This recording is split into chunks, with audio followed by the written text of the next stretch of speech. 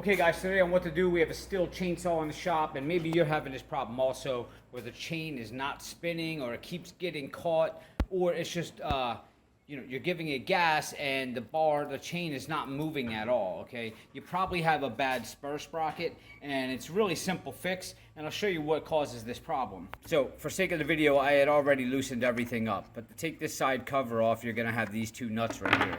Okay, and this just pulls right off. All right, now this is your spur sprocket right here. If you look, see the grooves in there?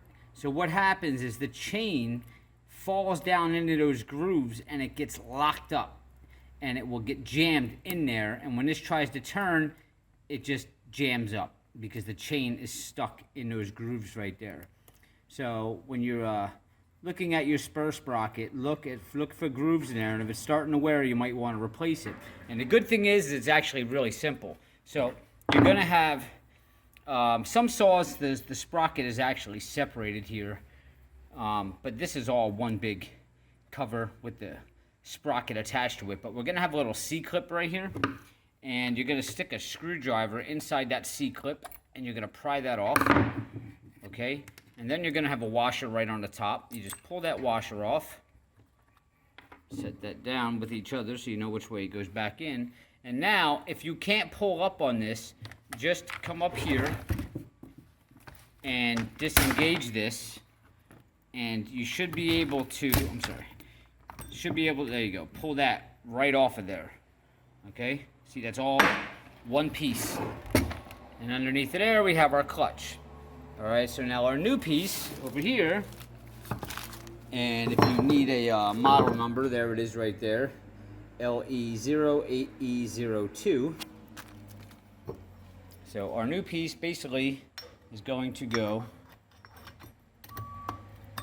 back on there like that. And then you're going to put your washer on, and then go ahead and put your C-clip on, which I would need both hands to do that. Alright, but looking at the new sprocket, you can see there is no grooves in there, and now your chain will spin freely and stop getting jammed up. I have the new sprocket on, I put the cover back on, and I put my new chain on. Now, what was happening with this one, and I showed you before, I don't know if you can see all the grooves in that sprocket? Okay, so if your chain is not spinning when you're trying to pull on it, there's either two things usually. You got your brake on, so you want to take the brake off, and then your chain is spinning. But after you've done all of your adjustments, this chain should spin freely, minus when the brake is on. It's not going to spin because it's the brake, but your chain should spin freely. Now, if it doesn't, or it does a little bit and then locks up, you might want to check your spur sprocket. All right. Also, another thing too, if you're tightening your chain and you're adjusting it, right? And then when you start the saw and you run it a couple of times, the chain comes loose. Well, that's because you get these high and low spots inside of this sprocket.